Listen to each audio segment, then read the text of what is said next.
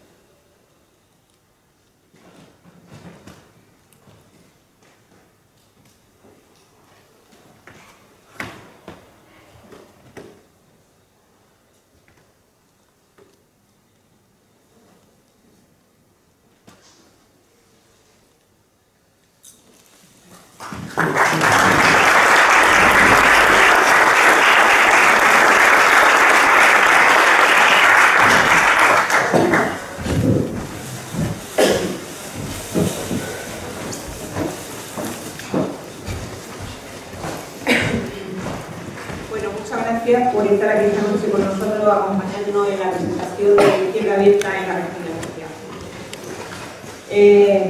Le hemos querido llamar en diálogo por la confluencia a esta presentación, pero antes de iniciar quisiera recordar una frase de Antonio Gramsci que dice que donde todos piensan igual, también acaban pensando poco.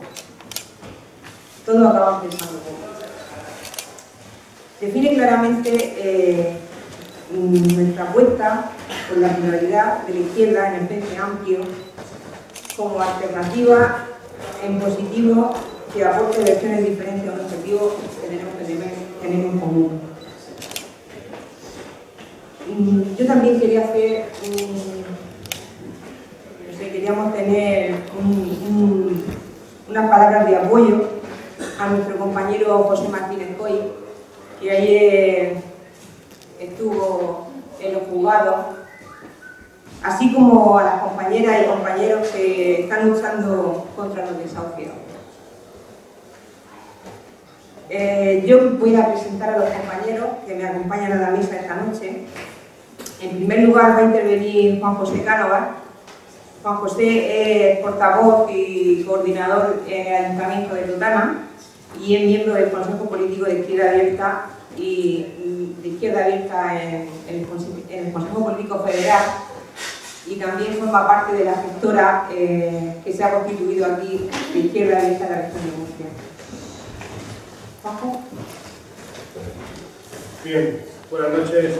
Y yo recordaba ahora, con la lluvia, la campaña del año 1982, cuando hubo un meeting con Carrillo, Santiago Carrillo, por cierto, de alguna actuación preciosa de Mercedes Sosa en aquel meeting, en la campaña del 28 de octubre, sobre estas fechas.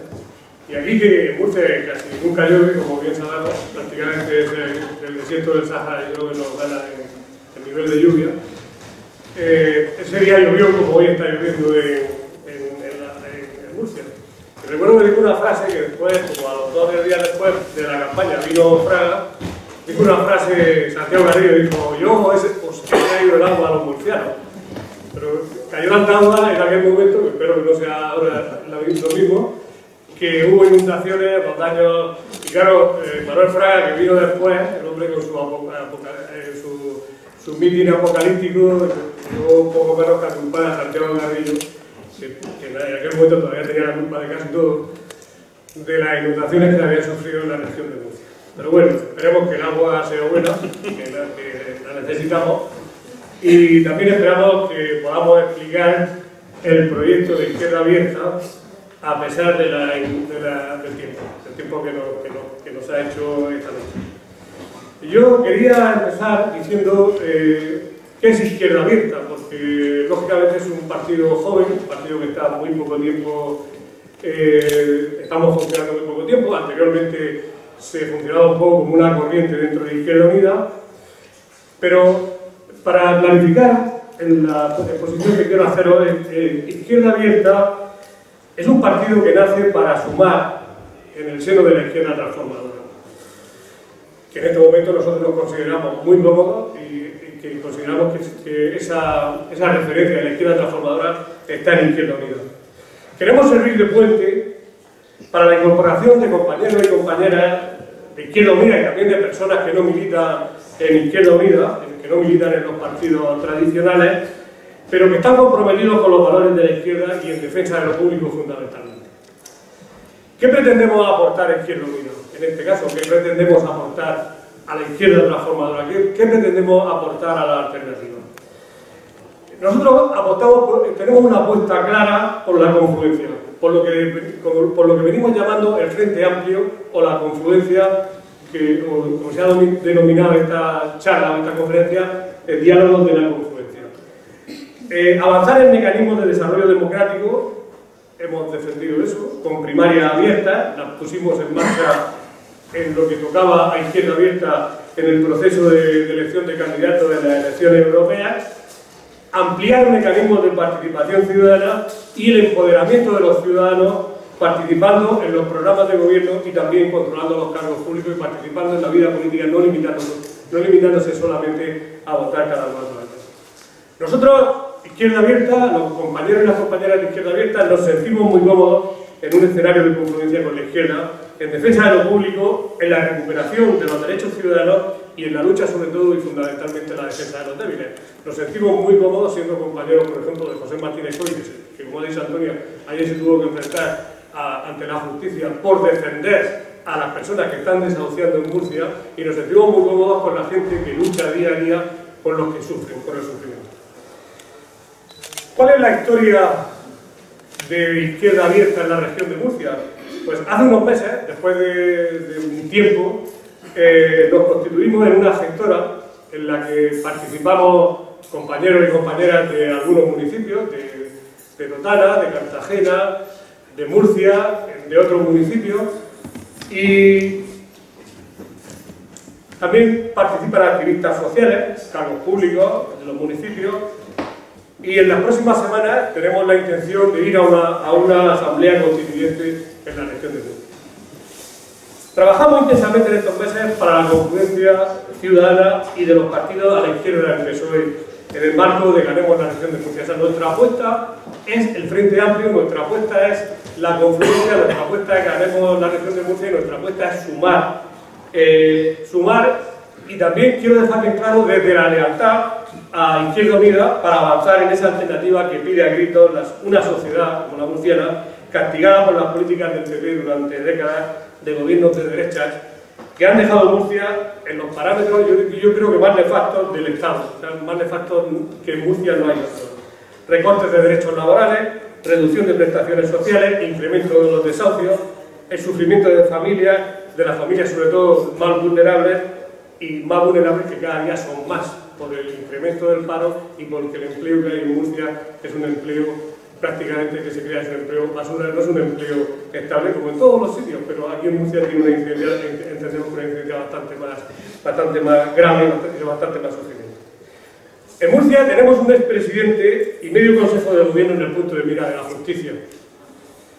Un delegado del gobierno que está atrincherado en la institución para defenderse, entre comillas, para defenderse de la defensa que tiene, de su honor, supuestamente, de que tiene el honor muy alto, lo debería tener un poco más a mano, como decía una viñeta el otro día del diario La Opinión, y está con serias sospechas, además de que la derecha nos ha hecho a nosotros una apuesta por la especulación y la corrupción que ha hundido a esta región donde se mantienen aeropuertos fantasmas, se fomentan pillos que campan a sus anchas, como el caso de Samper y otros, mientras la ayuda a la dependencia se rebaja más del 70%, se tarda más de un año en conceder ayudas de emergencia social.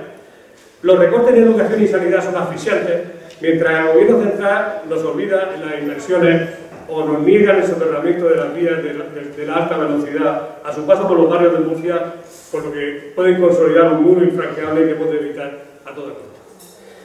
Con este sombrío panorama que nos tiene la derecha en la región de Murcia después de su paso por el gobierno, Izquierda Abierta venimos a aportar nuestro modesto grano de arena para trabajar por la confluencia política y social que recupere la ilusión de los murcianos y las murcianas por la política con mayúsculas. Y tengamos claro que esta situación a la que nos ha llevado, no hay que olvidarlo, nos ha llevado las políticas de derecha y la derecha más rancia que ha acampado a su hacha y sigue acampando en las instituciones de la región de Murcia, y tenemos que tener claro que hay que ilusionar a los murcianos y a las murcianas de que esta situación a la que nos ha llevado podemos salir y podemos salir juntos. Yo quiero terminar haciendo un llamamiento a unir las fuerzas, a participar en la política activamente y consolidar una alternativa para lo que ofrecemos nuestra aportación, nuestra modesta aportación y nuestra apuesta decidida. También queremos sumar militancia a Izquierda Abierta. Es indudable que un partido funciona teniendo militancia, teniendo personas, hombres y mujeres activos, y a los que también piensen como nosotros. También decimos que en una militancia amable, como le gusta decir a Gaspar, flexible y con el objetivo, fundamentalmente, y con esto termino, con el objetivo de sumar. Ese es el planteamiento que tenemos que hacer, de sumar, no solamente para llegar a las elecciones, sino para después, e incluso para después, para intentar cambiar con los ciudadanos y con las ciudadanas en la actual situación a la que nos ha llevado a la derecha en esta región. Y nada más.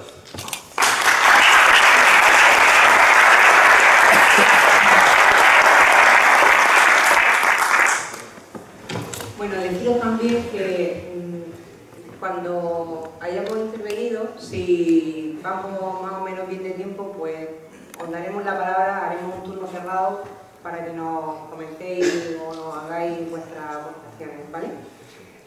Seguidamente le doy la palabra a Luis García Montero, es poeta y escritor granadino. Sí. Como Federico García Lorca está comprometido con la izquierda y dando la cara en defensa de los más débiles. Su poesía, sus obras o los artículos que publica en la prensa son una referencia nítida desde el compromiso y la izquierda. La poesía comprometida y la acción política siempre han ido de la mano cuando la sociedad resiste y avanza. Buenas noches, un gusto estar aquí con los compañeros y las compañeras de Izquierda Abierta. Yo, para dejar tiempo que después haya un coloquio y que la gente pueda participar, en el tiempo breve que tenemos, lo que voy a convertir mi intervención es en una conversación pública con Gaspar. Y así la iniciamos y que después debata la gente. Porque me parece que Gaspar es un referente político para todos nosotros y para todas nosotras. Si algo hemos echado de menos en nuestra historia reciente es una política que merezca el crédito de los ciudadanos.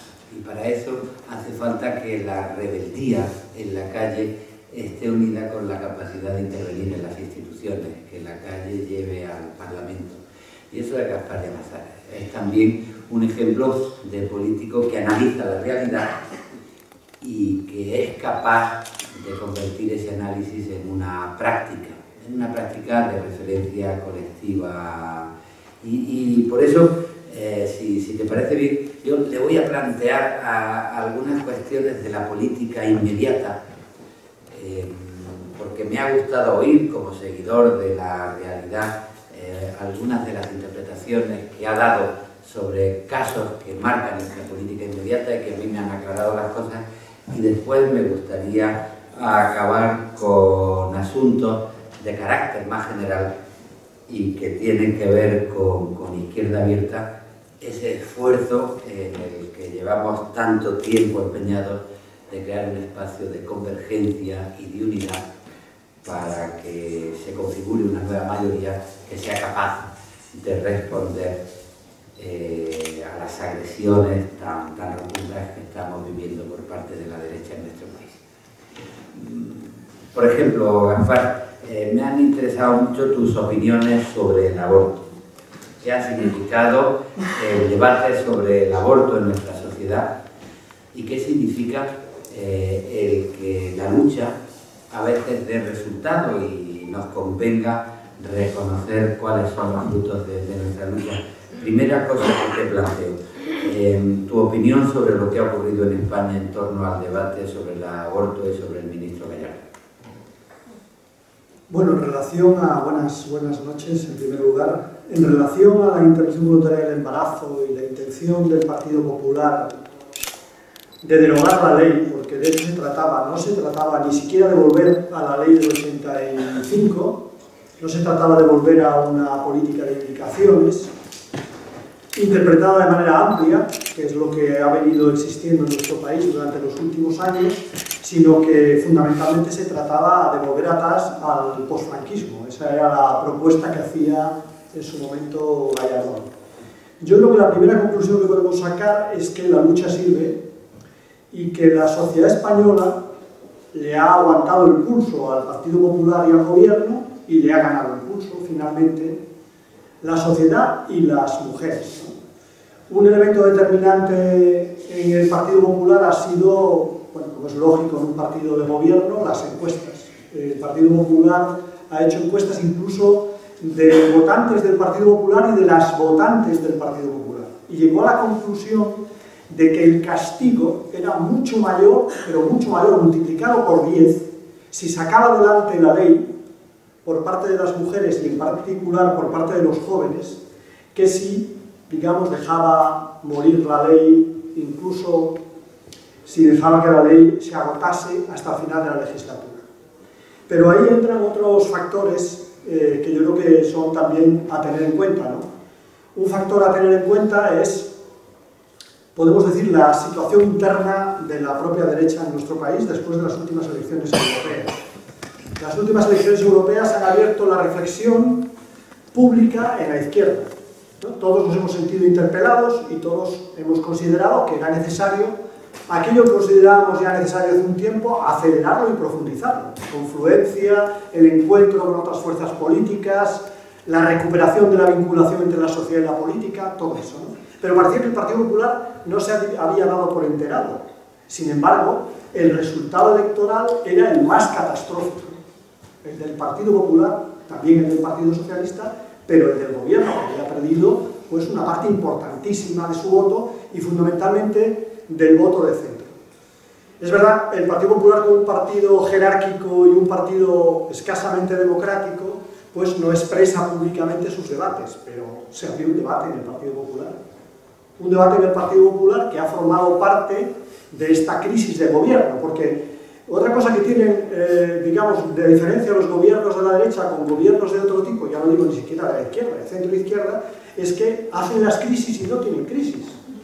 Tienen una crisis de gobierno. Se les va el director general de la Radio Televisión Española, se les va el ministro de Justicia, uno de los ministros más políticos del gobierno, que a la sazón fue alcalde y presidente de una comunidad autónoma. Y no pasa nada, no ha habido una crisis del Partido Popular, ha habido una crisis de gobierno muy importante y una crisis política muy importante en el Partido Popular, ¿no? Entre sectores del Partido Popular frente a ese resultado electoral. Hay una división en el Partido Popular en estos momentos, fruto del resultado electoral, sobre qué camino seguir.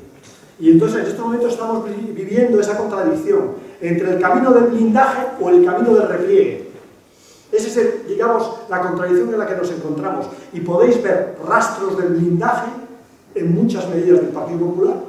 Pongo algún ejemplo, bueno, pues la sucesión en la corona, también el anuncio de la reforma electoral para blindar sus resultados en las comunidades autónomas y en los municipios, no sería solo en los municipios, pero también hay signos de repliegue.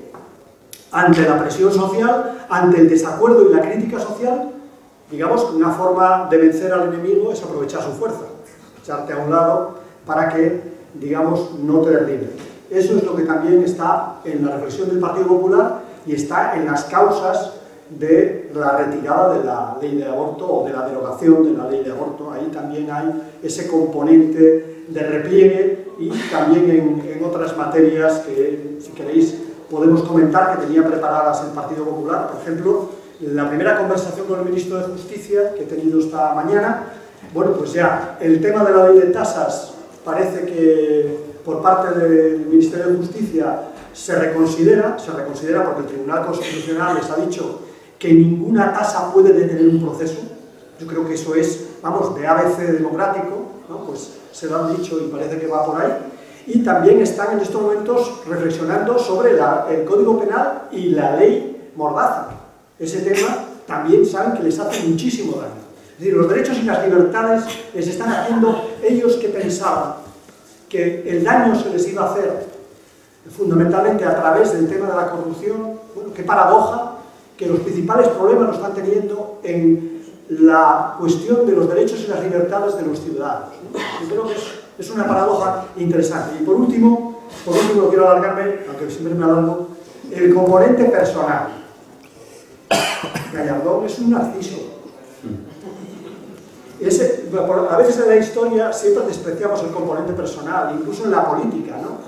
Es la política lo que importa, las grandes decisiones, los grandes diseños, no, pues en buena parte el fracaso de la ley de aborto es el fracaso de la prepotencia y de la soberbia de Gallardón. Porque en vez de intentar conciliar, como está acostumbrado, como Alcandón y como presidente de la comunidad autónoma, no a negociar sino a mandar, lo que hizo fue cada vez alejarse más de los demás, alejarse más de las mujeres, alejarse más de la ciudadanía, incluso alejarse más de su propio partido. Y montar una cruzada sobre el tema del aborto que creía que para él era un tinte de gloria, ¿no? Yo creo que ese elemento también es muy importante. Bueno, como todas las cruzadas, puedes terminar ganándolas o perdiéndolas. Él terminó perdiendo. Bueno, otra cosa que quería plantearte, además aquí en Murcia, es la palabra desahucio. Porque tiene que ver con también lo que hablabas del blindaje y de algo que te ha preocupado mucho en la Comisión de Justicia, la criminalización de la protesta, la conversión de la disidencia y de la protesta cívica en un problema de orden público. Cuando los políticos trabajan en favor de los bancos y de los ciudadanos, la consecuencia es que hay una ley hipotecaria que es bárbara, no ya para los que estamos en la protesta, sino incluso para representantes de la Comisión Europea.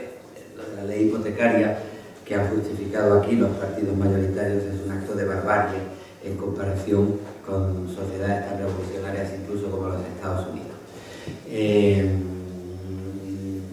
Cuando se provoca la pobreza hay que criminalizarla para que las leyes sean represivas y no permitan la disidencia pública y participen de ese blindaje que se quiere establecer en la sociedad. Quería plantearte estas cosas, qué significan para ti, por una parte, la palabra desahucio y por otra parte, la criminalización que se está haciendo de la disidencia y de la protesta cívica en España. Bueno, yo creo que antes he comentado algo en relación al blindaje del repliegue, ahora, bueno, en relación al desahucio y la respuesta autoritaria del gobierno, podríamos hacer un símil en el sentido de si ante un estado de crisis, no ante una crisis, un estado de crisis, lo coherente es también un estado de excepción. Lo coherente es suspender las leyes, suspender la democracia, ¿no? Yo creo que a la vez es más incompatible el modelo del capitalismo financiero con la democracia social, por supuesto, ¿no? Y se han dedicado a desmontarla y la siguen desmontando. Pero también con las libertades y los derechos ciudadanos, con la democracia tal y como la conocemos, ¿no? Los médicos, cuando hay una crisis epiléptica encadenada, hablamos de un estatus epiléptico. Prácticamente es una convulsión continua. Bueno, pues esa es la situación que estamos viviendo desde el punto de vista económico y político, una convulsión continua. Nos levantamos, los datos económicos son malos, la situación social empeora, parece que estamos en una quincana desde el punto de vista del empleo, subimos, bajamos, ahora bajamos, frente a la declaración de Rajoy de que todo iba muy bien, ¿no? Es un estatus de crisis, pero ese estatus de crisis también existe en relación a la corrupción. Hay un estado de crisis de la legitimidad también, ¿no? Y vemos cómo todos los días aparecen casos de corrupción y parece que no va a terminar nunca. Y yo creo que el gobierno, el Partido Popular, al igual que otros países de Europa también se ha dado esta situación, intenta compensar esa convulsión, esa crisis, ese estado de crisis con medidas autoritarias, ¿no? Medidas de restricción de las libertades, de los derechos y de la protesta. Esa es digamos, la dialéctica entre el estado de crisis y que denominaba antes el estado de excepción. Bueno, en relación al desahucio, antes decía, con respecto a COI está defendiendo en estos momentos la legalidad. No solamente la justicia, sino también la legalidad. Porque Europa ha dicho que nuestra ley no solamente es injusta, sino es ilegal en el marco internacional. Que tenemos un total desequilibrio entre los bancos y los ciudadanos. Recientemente nosotros también en el Congreso de los Diputados, después del rechazo de la propuesta de la dación en pago, presentamos una propuesta muy sencilla. Ahora el Gobierno ha metido en el Congreso una ley que tiene que ver con las crisis de los bancos, las crisis de las empresas, ¿no? Bueno, pues le decíamos, ¿por qué no introducimos también la crisis de las familias? ¿Por qué no? Esa crisis de las familias supone una quita de deuda y supone también lo que llaman en Estados Unidos o en Alemania, no hablo de un país, digamos, muy avanzado socialmente, la segunda oportunidad. Y se lo propusimos al gobierno y propusimos el debate de esa ley. Bueno, pues sin más razón que el no y que el memorándum firmado por España con la Unión Europea para financiar la deuda de los bancos, con esas aparentes razones, se rechazó también esa propuesta en relación a los desahucios. Pero es evidente que el gobierno, en las medidas que ha adoptado hasta ahora, no ha dado solución ni a un 10% de los desahucios, ni a un 10%. El 90% de los desahucios siguen realizándose en viviendas familiares, siguen realizándose además con grave quebranto para familias que no tienen otras formas de renta. Es decir, tenemos desahucios muy parecidos a las fotografías que aparecen de la crisis de los años 20 del siglo XX, del siglo pasado, ¿no? Son fotografías donde aparecían las familias a la puerta de la casa con los muebles en medio de la acera. Pues desgraciadamente no hemos cambiado nada y sigue siendo tan de escarnio como todo eso, ¿no? Yo creo que, como decía antes, el no reconocimiento de los derechos sociales, el desmantelamiento de los derechos sociales, la preeminencia del mercado sobre los ciudadanos, en este caso de la banca sobre los hipotecados, pues lleva a la crítica, a la movilización social. Y en ese sentido el gobierno pues tiene preparada una reforma del Código Penal y una ley de seguridad ciudadana que ha tenido ya que modificar. Es decir, yo quisiera dar siempre una visión al mismo tiempo crítica sobre la situación en la que estamos, pero también positiva en la capacidad que tenemos de modificarla. Al igual que la ley de aborto ha influido de forma determinante en la opinión pública y la movilización ciudadana, de la misma manera, en relación a las leyes del Código Penal y la Ley de Seguridad Ciudadana, el gobierno ya ha tenido que modificarla, la Ley de Seguridad Ciudadana, 3 o 4 veces, porque ha habido presión social, incluso presión judicial, para decirle que esa ley era infumable en democracia. Y ya ha cambiado, y probablemente una parte de ella se quede en el camino, ¿no? Pero lo que pretende el gobierno, casi uno va punteando las modificaciones del Código Penal y las de la Ley de Seguridad Ciudadana, y a uno le recuerdan nombres y apellidos, ¿no? No se podrá subir una pancarta a una infraestructura crítica, Greenpeace. No se podrá encerrar en una oficina privada abierta al público. Bueno, pues los, digamos, sindicatos, la denuncia de la banca, las entradas por parte de los ciudadanos con las preferentes en las oficinas bancarias, prácticamente todo. Todo está, los scratches aparecen claramente en el Código Penal y en la Ley de Seguridad Ciudadana, es decir, una restricción de las libertades a la carta para amordazar a los ciudadanos. Como digo, las principales medidas que se adoptaban en el Código Penal y en la Ley de Seguridad Ciudadana, bueno, pues siguen todavía vigentes, han modificado sustancialmente la propuesta en su dureza, pero bueno, ya veremos el trámite y la presión de los ciudadanos para modificar ese trámite. Pero yo diría que lo único que intentan hacer, de alguna manera, es legalizar lo que ya están haciendo. Yo he pedido en varias ocasiones al gobierno que me dé la relación de las movilizaciones, la relación de los incidentes y la relación también, en relación con eso, de las sanciones. Bueno, es pavorosa. Es decir, mientras las movilizaciones se mantienen en relación a años anteriores y los incidentes son incluso menores que años anteriores, las sanciones suben de forma exponencial. Sobre todo en Madrid. Es decir, que, digamos, lo que quieren es legalizar lo que están haciendo y que en muchos casos les tumban los tribunales de justicia. Porque los ciudadanos que recurren, y que recurren con protección jurídica, normalmente le ganan a la administración. ¿Qué pretende la administración con la Ley de Seguridad Ciudadana? Sacar del Código Penal esas medidas para que no tengan ámbito judicial y llevarlas a una sanción administrativa. Diréis, bueno, pero esa sanción administrativa siempre se puede recurrir. Ya, pero con tasas judiciales. Es decir, si la vas a recurrir y resulta que la tasa es equivalente a los 500 euros que te han metido por estar en una movilización, no te merece la pena, porque al final puedes acabar con otra sanción y pagando las costas, ¿no? Y yo creo que los ciudadanos esa reflexión ya la están haciendo. Es decir, se trata de medidas preventivas que finalmente se convertirán en ley dependiendo también de la resistencia de los ciudadanos. Y quisiera dar también ese mensaje positivo sobre la capacidad que tienen los ciudadanos de gobernar. No se gobierna únicamente desde el gobierno, no es verdad. Se gobierna desde la oposición, se gobierna desde la sociedad. La sociedad y la oposición pueden modificar. Es verdad que un gobierno con mayoría absoluta hace de su capa un sayo, pero pueden modificar y pueden incidir en la política del gobierno. Te quería plantear también la importancia, ya que estamos hablando de luchas y de movimientos cívicos, de la cuestión social. Hoy han salido unas cifras del paro desalentadoras. El gobierno veo que intenta componer un relato.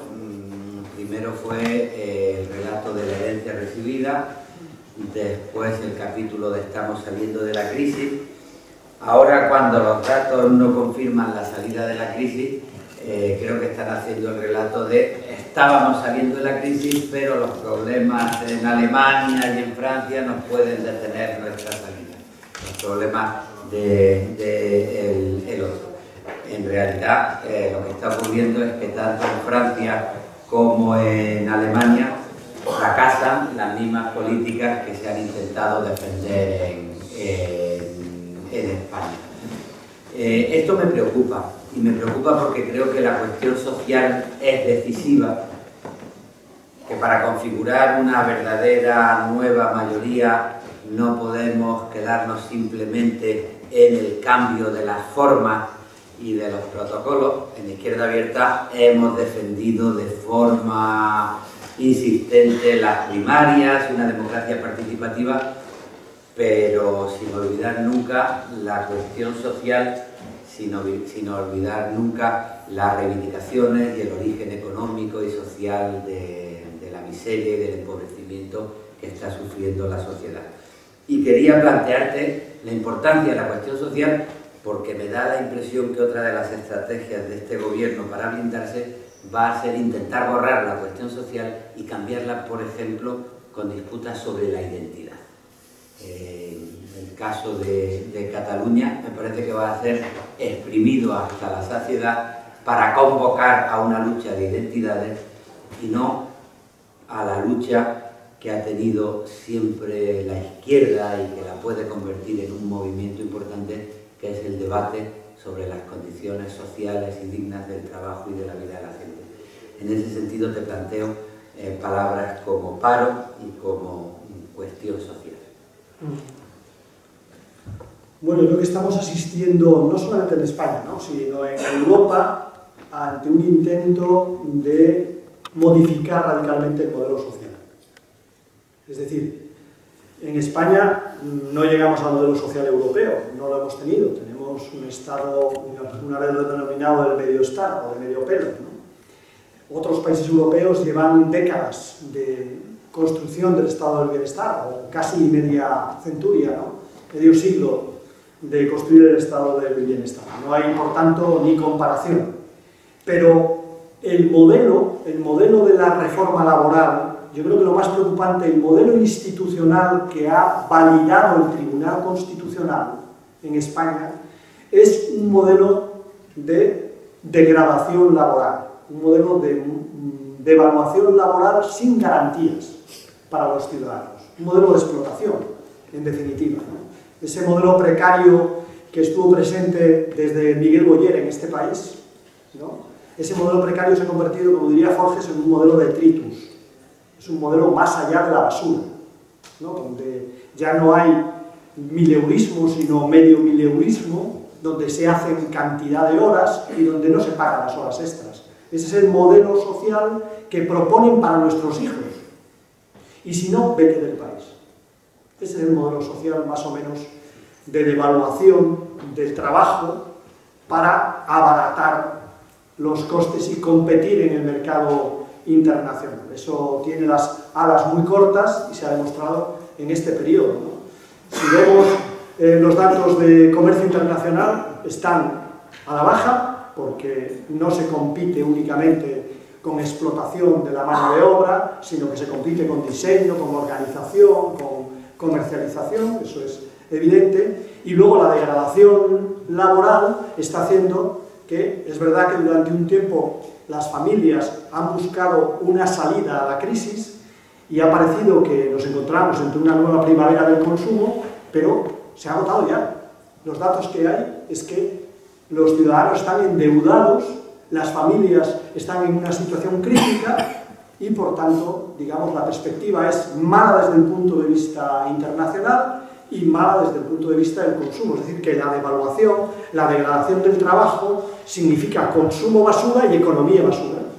Esa es la realidad que en estos momentos tenemos en nuestro país, ¿no? Lo grave, como decía antes, es que el Tribunal Constitucional, rompiendo la jurisprudencia, es decir, rompiendo con todo lo que ha dicho hasta ahora el Tribunal Constitucional de garantías de los trabajadores, haya dado la razón al Partido Popular y a los empresarios en ese modelo laboral de tipo asiático, que parece ser que es el modelo laboral que quieren para nuestro país. Y luego, el Partido Popular, el Gobierno, en la política de recortes, también se ha propuesto el desmantelamiento del Estado social. No solamente la reforma laboral, sino hoy hay un dato en un medio de comunicación de carácter nacional que me parece muy significativo, ¿no? El Gobierno, en las competencias propias, bueno, pues, defensa, otro tipo de competencias más generales, ¿no?, se ha recortado a sí mismo un 12%. ¿Dónde ha recortado el Gobierno? Donde hay estado de bienestar, donde hay política social. Fundamentalmente un 52% en las comunidades autónomas. Y el doble de lo que se ha recortado el Gobierno en los municipios. ¿Es un recorte arbitrario? No. Es un recorte con finalidad. La finalidad es poner en cuestión, poner en crisis la sanidad, la educación, los servicios sociales. Ese es el planteamiento de fondo del Gobierno. Es decir, aprovechar la crisis, se dice aquello que no desaproveches una buena crisis, aprovechar la crisis para desmantelar el pequeño Estado social que nosotros tenemos. Y de la pregunta de la identidad, a mí me interesa, ¿os habéis fijado en lo que dicen ha habido varios medios de comunicación que han hecho reportajes sobre los escoceses? A mí me ha parecido, bueno, realmente muy, muy representativo, ¿no? No quiero asimilar Escocia y Cataluña, no es la misma realidad. Aunque, bueno, digamos que hay un pueblo que se considera, por lo que sea, agraviado, y inicia un camino en el que quiere participar o quiere decidir. Pero las preguntas, sobre todo a los jóvenes, no eran sobre la identidad. ¿Qué va? Los jóvenes no hablaban de la gaita, ni de la falda escocesa. Los jóvenes hablaban del modelo social británico y hablaban de los de Londres como yuppies de la City. Y decían que nosotros queremos recobrar el trabajo, decían los jóvenes. Queremos recobrar el trabajo, la dignidad del trabajo. Y hablaban también del Sistema Nacional de Salud que se lo están cargando, decían los jóvenes. Es decir, mi reflexión es que en el trasfondo de esas crisis está una Europa que está rompiendo a los europeos. Los está rompiendo. Y quien dirige esa ruptura o la reacción ante esa ruptura, desgraciadamente tenemos que reconocerlo, nosotros somos muy racionales, pero lo efectivo, me decía un profesor de psiquiatría, es lo afectivo. Y es así. La izquierda es muy racional, pero no hemos conseguido arrebatar el corazón de los europeos para enfrentarles a esa política. Y lo han hecho identidades como la identidad escocesa, la identidad fuerte de Escocia, o la identidad de Cataluña. ¿Qué es eso? Es la vuelta a la comunidad primitiva, es volver al sitio donde me siento protegido. Sentirme protegido con mi familia, sentirme protegido con los que conozco. Eso es lo que quieren, ante la incertidumbre de un terremoto social, que es lo que está viviendo Europa. Lo que dicen los jóvenes europeos es que quieren volver a la comunidad. Bueno, pues la izquierda tiene una tarea en esa materia. Tiene una tarea de combinar una propuesta social creíble y al mismo tiempo la tarea de arrebatar o de identificar las ilusiones de los europeos, que en estos momentos no pasan por la izquierda.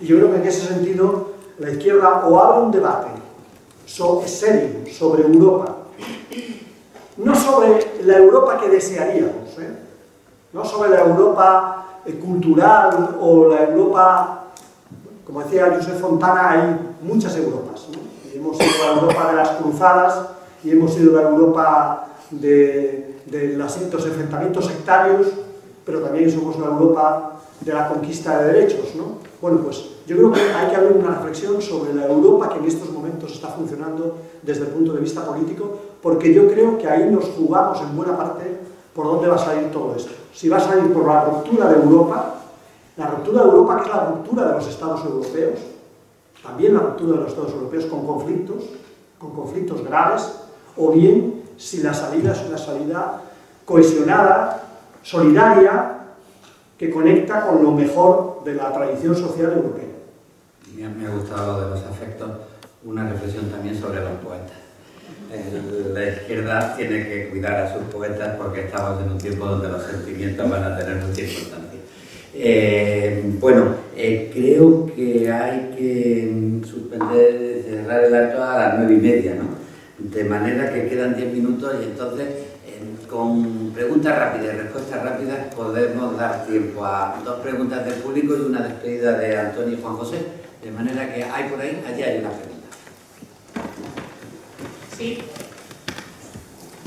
Sí. Es que no tiene la cara de aquí.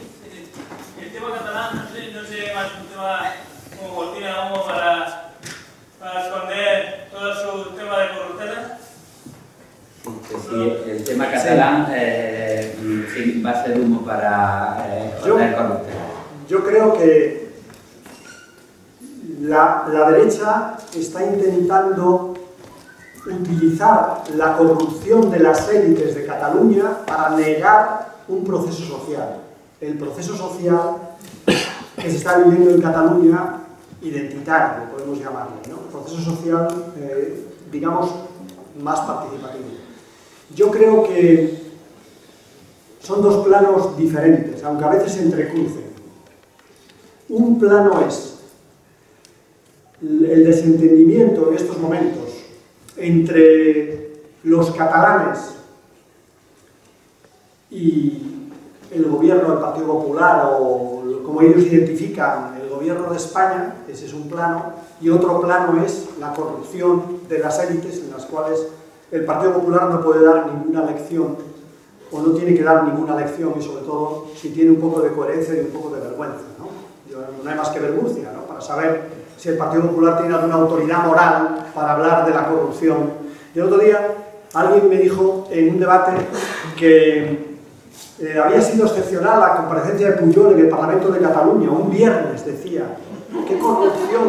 ¡Qué corrupción más desastrosa! Y yo le dije, perdona, era del Partido Popular, me parece que tu presidente compareció en el mes de agosto para explicar el caso Bárcenas y sus correos de apoyo a Bárcenas. Por tanto, digamos que la corrupción, en este caso, afecta de forma sistémica, desgraciadamente, e institucional, a los dos grandes partidos políticos. Pero desde el punto de vista de Cataluña, yo creo que hay un proceso nacionalista que es legítimo, ¿no? Un proceso en el que, digamos, hay distintos acentos, desde el catalanismo hasta el independentismo, ¿no? Hay otro proceso, en mi opinión, que tiene que ver con el agravio, y no tanto con el agravio económico que les puede interesar sobre todo a los nacionalistas. Tiene que ver con el agravio del estatuto.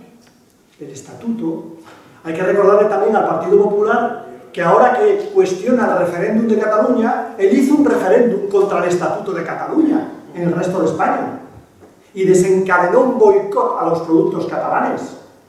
Entonces, eso existe en relación al Estatuto y yo creo que el Tribunal Constitucional hizo un papel catastrófico en relación al Estatuto. Si no hubiera entrado en ese debate nominalista sobre si somos nación o no somos nación, nos hubiéramos ahorrado mucho. Y en tercer lugar, yo creo que hay en Cataluña más de un 30% de esa gente que dice que quiere votar, que no quiere la independencia, lo que quiere es darle una hostia al gobierno español por su política social. Eso es lo que quieren. Y tienen una oportunidad de oro haciendo eso. Yo creo que ese conjunto de factores, cualquier gobierno racional los intentaría desactivar y no los mezclaría. Pero el gobierno del Partido Popular es, como ha dicho antes Luis, un gobierno con un componente muy fuerte autoritario, pero al mismo tiempo interesado en la polarización identitaria. En la medida que hay polarización identitaria, aunque tengo los mismos intereses que Convergencia y Unión, y en el Congreso no han dejado de acordar, siguen acordando todos los días en el Congreso, siguen coincidiendo todos los días en el Congreso, no están enfrentados, no os creáis nada. Aunque, digamos, tienen esas coincidencias, les interesa a los dos el bucle del enfrentamiento identitario, porque tapan otras cosas, tapan los recortes, tapan los ajustes, tapan el desempleo, tapan la incapacidad de los gobiernos, todo eso, la corrupción, como decías antes. Una última pregunta, Javier había levantado la mano. Yo quería, primero mostrar mi satisfacción, porque estoy aquí nada menos que Rodríguez García Montero y Pablo González. Yo quería hacerle una pregunta a cada uno. Estamos en una situación de crisis democrática. Ya vamos siendo mayores. ¿Somos capaces de dar una alternativa democrática del gobierno, sumar las fuerzas democráticas, cada uno con su seña de identidad? Pero desde los elementos básicos de la democracia, del respeto, los principios humanistas, el desarrollo cultural, podemos ser capaces, y esta es la pregunta que le hago la primera se la hago desde la perspectiva más política a Gazar y desde la perspectiva más comunicacional a Luis, que es un gran comunicador.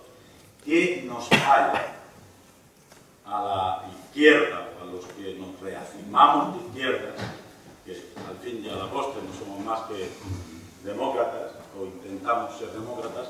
¿Qué nos falla para no tener la capacidad de comunicar, de que se nos entienda, de que no se nos vea como compartimentos cerrados al margen de la sociedad? ¿Qué fallamos? ¿En qué estamos fallando? ¿Y qué tenemos que mejorar para intentar, en una situación de crisis democrática, de crisis cultural, porque las raíces que hay en crisis son las raíces de la cultura, de la solidaridad, de la hermandad, del humanismo? ¿Cómo podemos, si somos capaces de crear una alternativa democrática, más allá de los apellidos, y si somos capaces de vertebrar un discurso que la gente entienda y que lo vea identificado con sus problemas que de forma cotidiana... Yo te respondo brevemente y le dejo la palabra a Gaspar. Yo creo que nos falta la comprensión de que es necesaria la configuración de una nueva mayoría. porque eso es lo que nos puede permitir transformar la realidad. Eso significa que no basta con que un partido sustituya a otro, que no basta con que Izquierda Unida sustituya al PSOE, con que Podemos sustituya a Izquierda Unida, hace falta la configuración de una nueva mayoría que no dé alternativas dentro de este sistema, sino que sea capaz de transformar el sistema. Y en ese sentido nos necesitamos todos. Y como caigamos en cualquier tipo de narcisismo, llevamos la de perder porque no habrá configuración de una nueva mayoría. Y le paso la palabra a Gaspar. Bueno, yo creo que hasta hace poco tiempo nos iba en esa cuestión, en la confluencia, ser o no ser alternativa. En estos momentos nos va la vida. Nos va la vida. Es que yo creo que tenemos que darnos cuenta de ello, ¿no? ¿En qué sentido nos va la vida? Nos va la vida en el sentido de construir otro país y de evitar la destrucción de este país. La destrucción sistemática que se está haciendo para cambiar el modelo social y el modelo de país. Yo creo que eso es lo fundamental. Por tanto, yo creo que deberíamos dejar en el camino algunas cuestiones. Por ejemplo, yo creo que en esa confluencia debería, conociéndonos todos, que nos conocemos ya, primar la mezcla sobre la disolución. Yo sé que hay la tentación de apurar los tiempos, y nosotros lo conocemos perfectamente, en nuestra propia organización, ¿no? Lo que da de sí la disolución. Yo creo que sería un grave error que alguien pidiera a otro que disolviera su identidad o que negara su identidad. Esto o es un entendimiento de partidos, que son partidos de ciudadanos. Los partidos no son al margen de los ciudadanos. Un entendimiento de partidos y un entendimiento con los ciudadanos y las organizaciones sociales, o nos equivocaremos y no construiremos otro país. Nos pasaremos factura unos a otros de las mutuas, bueno, pues agresiones dentro de la izquierda, pero no construiremos otro nuevo país. Y en estas elecciones y en las próximas elecciones generales lo que se juega es otro país. Y termino.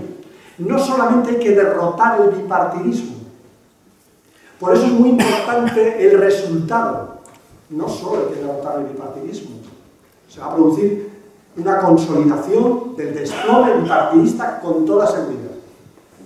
Pero en los gestos del PP y en otras estrategias ya se está prefigurando la gobernabilidad.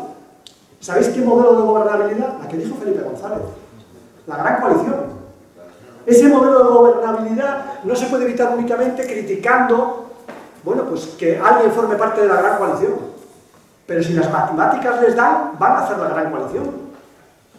Porque Europa quiere, en estos momentos, el desmontaje del modelo social y un modelo de gobierno que se lo permita. Hasta ahora ha sido el Partido Popular en mayoría absoluta. A partir de las próximas elecciones, que se habrá producido un desplome del Partido Popular, del Partido Socialista y una atomización de la representación, lo que van a proponer es un modelo de gobierno de gran coalición, como han hecho en Alemania, para dar continuidad a esas políticas. Por tanto, no nos basta únicamente, yo creo que a ninguno, ni a los nuevos ni a los viejos, nos basta con mejorar nuestro resultado electoral. Cuando tengo tantos diputados más o tengo tantos municipios más, no nos basta, porque eso significa que una gran coalición conservadora gobierna este país otra legislatura o dos legislaturas. Yo creo que no nos lo podemos permitir. Por eso, en estos momentos decía, en eso no solamente nos va la necesidad, nos va la vida a la izquierda. Sí, hay creo una palabra por el Pacheco. Sí, quería hacer una pregunta al compañero Izquierda Abierta sobre cómo los nuevos espacios de confluencia que se están confluyendo, ¿no? Es si le genera alguna duda, ¿no? Ganemos Madrid o ayer en Barcelona, cuando algunos de sus portavoces dicen que no son ni de izquierda ni de derecha, yo la pregunta que hago es ¿qué son? Son unos movimientos ciudadanos, ¿no? Donde son una especie de confluencia, pero viendo algunos, por ejemplo, portavoces del círculo de poder, por ejemplo, de Tribuna, que son simpatizantes de la falange, yo creo, no sé, no sé si son de la carta de los fascistas, no lo sé, pero yo no sé si con ellos podemos converger o confluir. Entonces esa es la pregunta que hace si le genera en torno de espacios de convergencia o de confluencia que se están abriendo. Nosotros no tenemos ninguna duda. Nosotros creemos que no debe haber ningún tipo de exclusión de partido. Hay gente que no quiere denominarse de izquierda frente a la derecha y que se denominan de abajo frente a los de arriba o frente a la casta. Bien, nosotros no tenemos en ese sentido problemas. Vamos a vernos en el programa electoral. Es decir, cuando negociemos un programa electoral frente a los desahucios, cuando negociemos un programa electoral de política de empleo, de calidad o política social, pues vamos a ver dónde se sitúa cada cual. Es decir, el programa va a definir las alianzas y luego, por otra parte, también la participación. Yo creo que si todos estamos dispuestos a someternos a la participación abierta de los ciudadanos, bueno, pues también será un indicador de hasta qué punto podemos llegar. Yo creo que la cuestión y la dificultad no va a estar en los pronunciamientos, que cada uno haga y donde quiera cada uno situarse desde el punto de vista de obtener un mejor resultado electoral.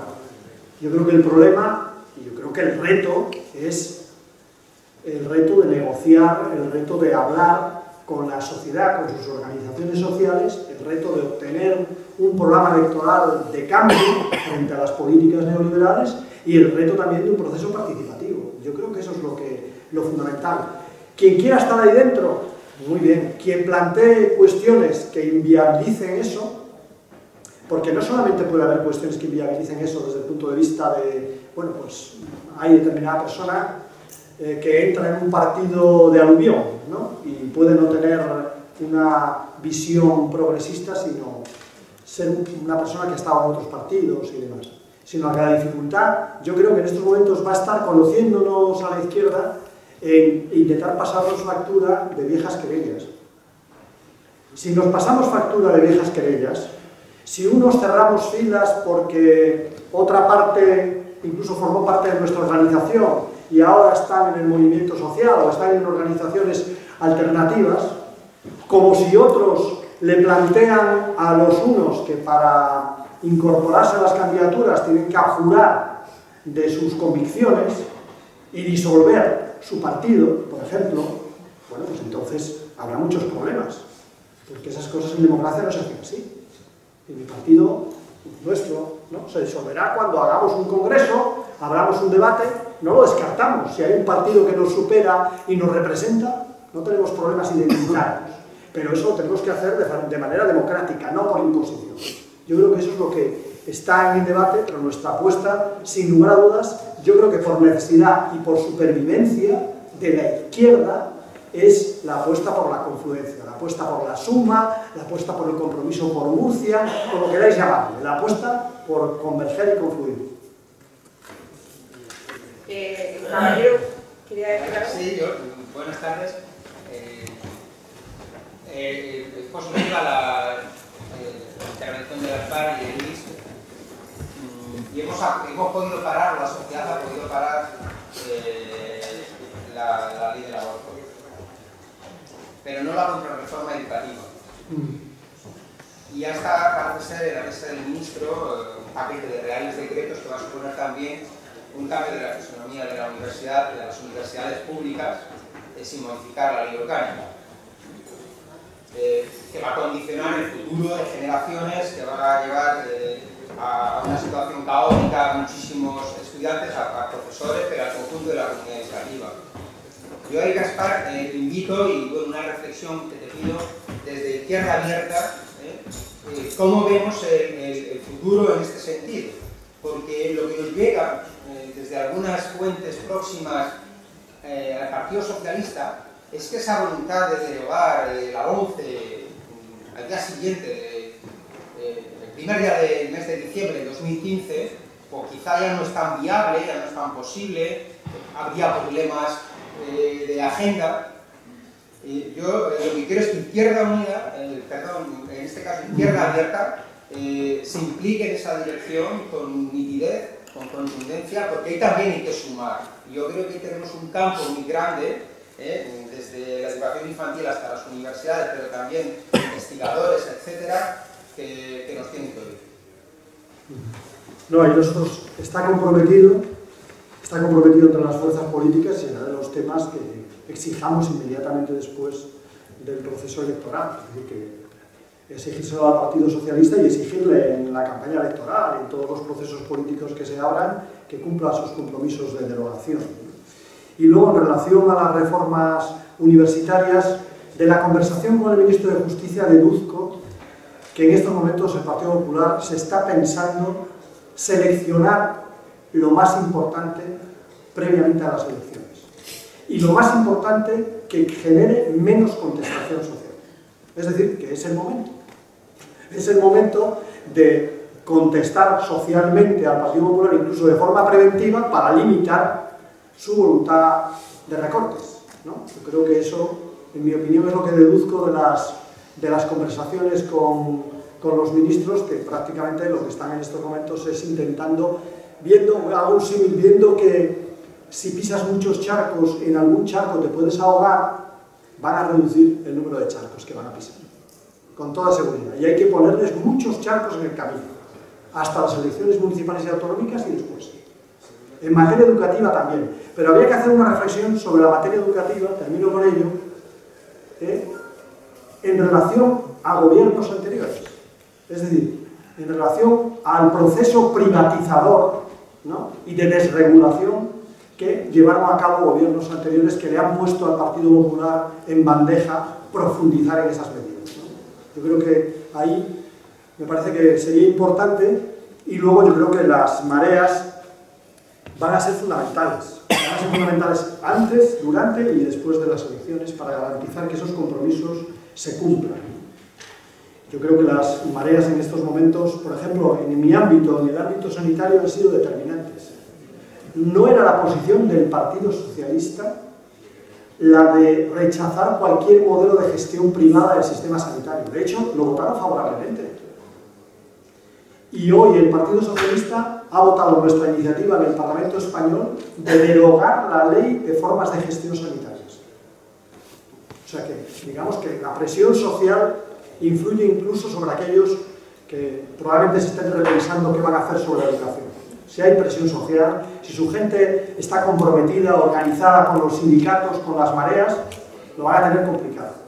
Lo van a tener complicado. Y yo creo que además esa idea que tiene el Partido Socialista, sobre todo en su última renovación, de que va a volver el periodo de la alternancia con el Partido Popular, que se les quite de la cabeza.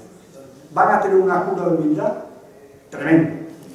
Y yo espero que eso signifique también una reubicación de ese partido en la izquierda, no una reubicación en el centro o en el centro derecha. Muy bien, pues por mi parte, daros las gracias por estar aquí con nosotros esta noche, a pesar de la lluvia, que sea, bueno, que bienvenida siempre, por lo menos aquí. Y Juan, pues si quiere decir algo más o Gaspar. Hablando de la lluvia, yo fui a Petrel y también dije lo mismo que Carrillo. Salí casi en barca. Eso no lo voy a decir.